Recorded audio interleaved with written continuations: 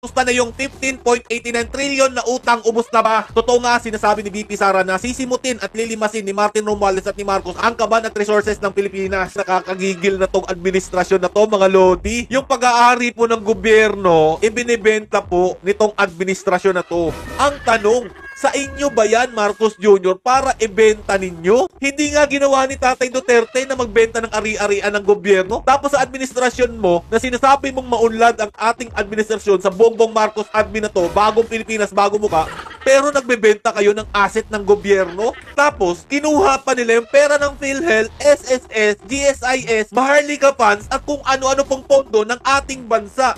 So, saan napupunta itong mga perang ito? Tapos, magbebenta pa kayo ng mga asset ng gobyerno para ipang-boost sa pagkakakitaan itong bansang ito? Narito ang Balitang Pinoy TV.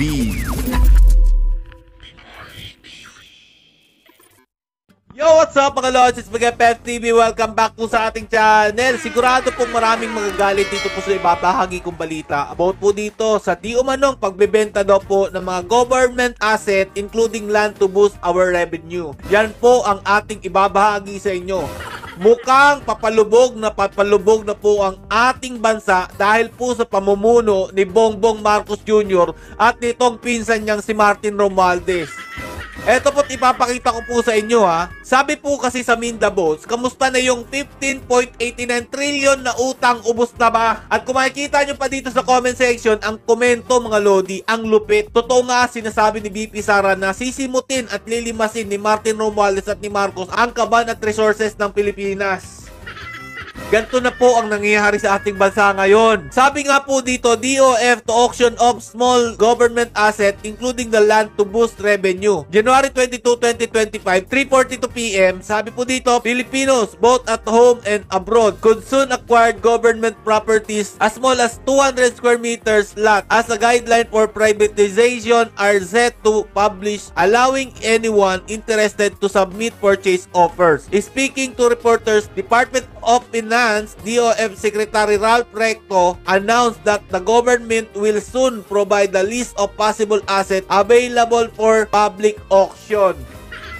Anak ng tinapay naman, talaga nakakagigil na tong administrasyon na to mga lodi. Yung pag-aari po ng gobyerno, ibinibenta po nitong administrasyon na to. Para saan po pala yung mga pinag-uutang ninyo? Para saan po pala yung pinapasa ninyong budget kung magbebenta rin lang naman pala kayo ng ari-arian ng gobyerno? Ang tanong, sa inyo ba yan, Marcos Jr., para ibenta ninyo? Hindi ba kayo kinikilabutan sa mga pinagagawa ninyo? Hindi nga ginawa ni Tatay Duterte na magbenta ng ari-arian ng gobyerno. Tapos sa administrasyon mo, na sinasabi mong maunlad ang ating administrasyon sa Bongbong Marcos admin na to, bagong Pilipinas, bagong muka, pero nagbebenta kayo ng asset ng gobyerno? Anak ng tinapay. Ito mga lodi ang pinakamasakit dyan ha. Ang taas po ng inutang nila para po sa budget ngayong 2025. Tapos, kinuha pa nila yung pera ng PhilHealth, SSS, GSIS, Maharlika Funds, at kung ano-ano pong pondo ng ating bansa. So, saan napupunta itong mga perang ito? Tapos, magbebenta pa kayo ng mga asset ng gobyerno para ipang-boost sa pagkakakitaan nitong bansang ito? Anak ng tinapay, nalilito na po talaga kami, Bongbong Marcos Jr., kung anong ginagawa mo sa inyong administrasyon. Eto ba yung ipangtatapal mo dun sa binuking ni Tatay Duterte na mga blankong pahina na ginawa ninyo dyan po sa pag-aproba ng national budget para sa 2025? Dahil nga dito mga lodi, binuko po siya o nilaglag ni Raul Manuel na meron ngang ganon mga idol. Inihayag niya dito na nagulat din po siya sa nangyari. Ito po mga lodi, panoorin po natin sa balita ng GMA. Isa pang kongresista ang nagpakita sa GMA Integrated News ng kopya ng BICAM report ng 2025 national budget na may mga blanco. Una niya, hindi nabusisi ng maayos ang niratipikahang dokumento dahil kulang sa oras. Pero ang mga senador na pumirma riyan, itinanggi na may mga blanco sa ipinasa nilang budget. Siyempre mga tatangging merong blanco dyan, yung mga pumirma. Maiipit sila dyan, mga Lodi. So eto, pakinggan nyo. Nakakuha ang GMA Integrated News ng kopya ng BICAM report ng 2025 National Budget mula kay Congressman Raul Manuel ng Kabataan Party List. Aniya, tugma raw ito sa mga blankong ipinunto sa inilabas na dokumento ni na Congressman Isidro Ungab at dating Pangulong Rodrigo Duterte. Oh, sasabihin nyo, nagsisinungaling si Tatay Duterte, BBM. Oo, ngayon, lumabas ang katotohanan. Medyo naiipit nga kayo dito. Paano nyo mai-explain sa taong bayan na hindi nagsasabi ng totoo si Tatay Duterte, mismo yung makalaban sa pamilya Duterte, ang nagsiwalat nito? Sabi ni Manuel, ang BICAM report na ito na may mga blanko ang siya ring niratipikahan ng Kongreso. Aniya, binigyan daw ng kopya ng BICAM report ang lahat ng kongresista noong Disyembre bago ito'y sinalang sa plenaryo para maratipika. Pero ang problema, in-email lang daw ang soft copy nito. Kulang 1 linggo bago ang ratifikasyon. Habang ang printed copy naman, ibinigay lang daw wala pa 1 oras bago ito'y sinalang sa plenaryo. Kaya raw hindi na ito nabusisi ng maayos. Grabe, wala pang 1 oras, mga Lodi. Ang lupit. Yung ba yung sinasabi nyong binusisi ninyong mabuti ang pagpapasya ng national budget para sa 2025? Wala pang 1 oras, minadali ninyo. Kaya pala puro banat kayo kay Tatay Duterte at kay BP Sara Duterte para hindi mapuna kung ano po ginagawa ninyo dyan sa loob ng Kongreso, ng Senado para lang malusot ito. Tapos yung iba nagde-deny na. Sobrang gipit ng oras talaga para mabusisi yan. Parang may ender, sa totoo lang, hindi rin agad nakita yung mga blanks, no? Kasi nga, hindi tayo sanay na may mga ganon. Ngayon ko lang na-encounter na nag-ratify ng budget, meron pala mga blanks. At saka, bago pirmahan, sino yung nag-fill in the blanks? So, dapat may sumagot dyan. At ang pwede lang makasagot, ang mga bahagi ng BICAM, tsaka yung Pangulo. Oh, bukang hindi po nila nalagyan to si Raul Manuel. Kaya hindi natikom yung bibig, mga Lodi. Kaya hindi sumang-ayon sa kanila itong isang congressman ng Makabayan Bloc dahil po hindi yata nagkaroon ng pagkakaunawaan. Yan lang naman ay sa tingin ko. At dito nga, mga Lodi, no, todo deny po si Senator Amy dito. Pati mismong kapatid ng Pangulo na si Senadora Amy Marcos sinabi noong Disyembre na hindi siya pumirma sa BICAM report dahil blankong papel daw ito. Sinisiguro ko sa taong bayan na hindi ako kailanman pumirma ng anumang papel hinggil sa budget ng 2025 o sa BICAM report na yan na nagsusulong na magbawas ng pera sa mga lehitimong proyekto. Paano ko naman pipirmahan ang blankong papel?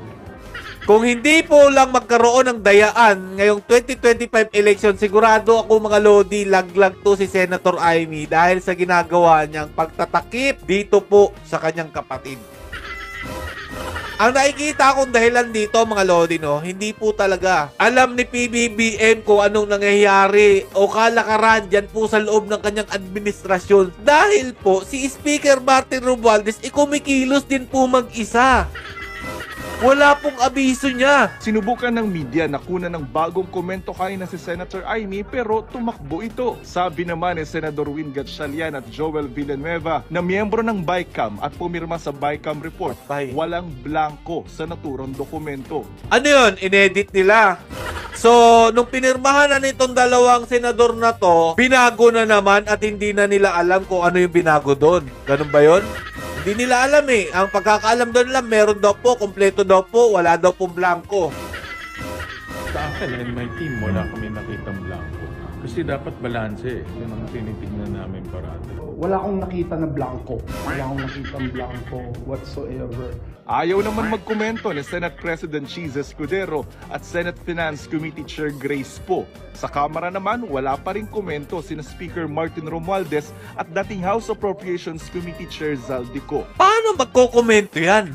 Sila ang dapat na una mag-e-explain ng sinasabi nilang paratang ni Tatay Duterte na may mga blanco ng pahina dun sa pinapasa nila na National Budget 2025. O diba? Ang lupit nyo talaga, Martin Romualdez, Saldico, BBM.